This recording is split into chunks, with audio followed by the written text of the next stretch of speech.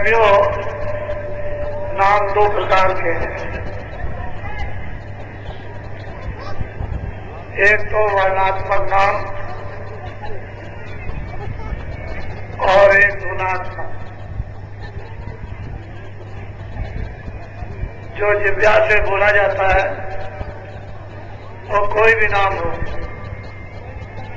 ये वर्णात्मक नाम।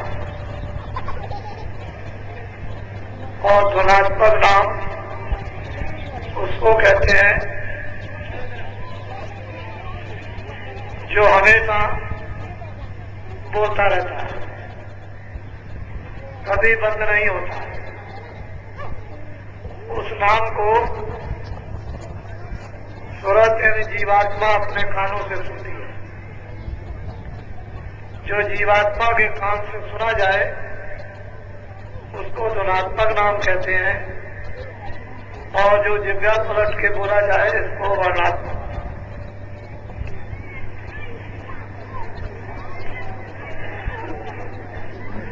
दो तरह के नाम। एक नाम वो होता है जो परिवर्तन नहीं होता, पहले था, अब है और भविष्य में रहेगा। दूसरा नाम वो जो परिवर्तन होता रहता है।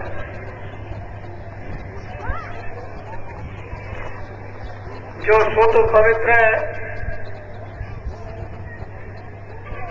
संकल्प का नाम होता है, उससे मन, बुद्धि, चित्त, अंतःकरण मांजा जाता है। नाम से इन अंगों की सफाई की जाती है। सूरत के ऊपर में जो गंदगी जमा हो गई वो ध्वनात्मक वर्णात्मक नाम कोई असर नहीं करेगा, उसे तो ध्वनात्मक नाम चाहिए। और अपने नाम से ही सूरत होश में आएगी। जब तक उसको अपनी जात का चैतन्य नाम नहीं मिलेगा तब तक सूरत कभी जाग नहीं सकती, ज्यों की त्यों सोती रहेगी। बाहर का नाम इंद्रियों की रोकथाम का काम करता है, और अंदर का नाम उन कर्मों को जलाता है जो आप पे जमा हो गए।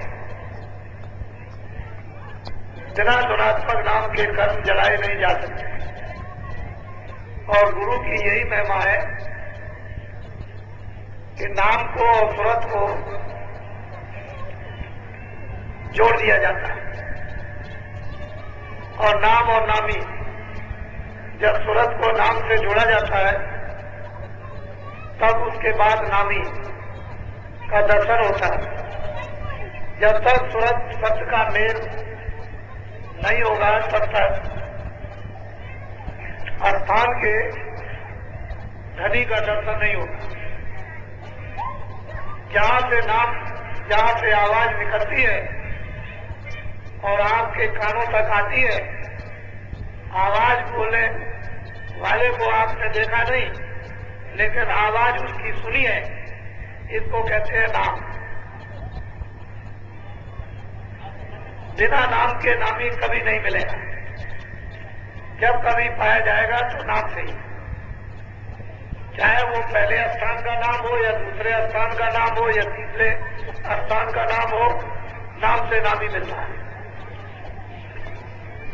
ये कलयुग में सीधी सादी सड़क है। इसमें विशेष परिश्रम करने की जरूरत नहीं है, भक्ति है। और भक्ति में विशेष गुण आज्ञा पालन, आदेश पालन, यही भक्ति का युग है। बाकी आप और प्रकार की कठिन तपस्या कर नहीं सकते हो, तो उतना ही काम कराया जाए जिससे कि आदेश का पालन हो जाए और उस पालन से नाम और नामी मिल जाए। वर्तमान समय में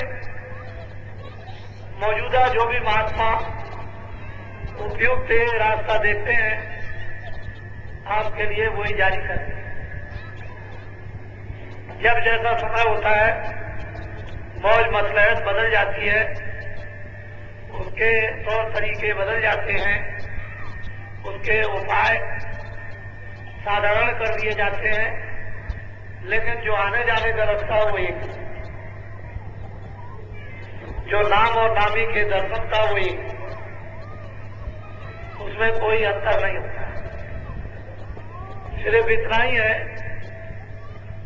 कि जिस गलीज में आप फंस गए हो, उसकी धुलाई में आसानी कर दी जाए। कोई ऐसा परमार्थ का साबुन लगाया जाए जो मन पर, बुद्धि, चित्त पर, अंतःकरण, आत्मा पर जल्दी लगे और उसका बैल कर जाए। इसमें तो सुगंधता कर देते हैं। आगे रास्ता एक ही, आने का एक ही, जाने का। वो सतयुग में भी था, वो त्रेता में भी था, वो द्वापर में भी, कलयुग में भी रहेगा। आगे कोई युग आए उनमें कोई परिवर्तन नहीं। सिद्धि और शक्तियां अपनी अपनी जगह पर हैं। सिद्धि और शक्तियों का उपयोग अपनी अपनी जगह पर, और सिद्धि और शक्तियों से मालिक का दर्शन, दीदार नहीं होता। सिद्धि और शक्तियों से मोक्ष और मुक्ति नहीं मिलती। सिद्धि और शक्तियों से थोड़े समय के लिए मान प्रतिष्ठा इत्यादि ये सब चीजें प्राप्त कर सकते हो, लेकिन मालिक के पास नहीं। कलयुग में सिद्धि शक्तियां वर्जित, मना कर दी गई। इससे लाभ नहीं होगा, उलझ जाओ।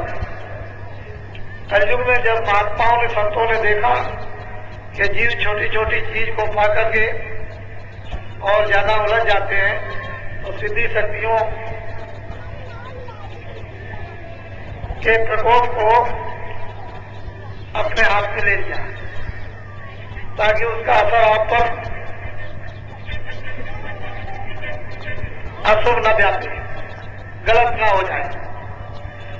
और वो जो आप साधना करते हो, जिन सिद्धि और शक्तियों में होकर उसका फल भक्ति, मुक्ति और मोक्ष में चला जाए। यदि वो चीज छोड़ दी जाए तो साधक बहुत गड़बड़ी करना है, और तरह तरह की गड़बड़ी कर दे। जिस गड़बड़ी से उनको खुद तो पता रहेगा नहीं, उनका भी नुकसान होगा, औरों की। इस साधना का तत्काल फल लोगों को प्राप्त होता है और जमा होता रहता है। अगर इस साधना का फल प्रकट कर दिया जाए तो हानिकारक आपके लिए इसलिए बच जाएगा कि आप उसको बर्दाश्त नहीं कर सकते।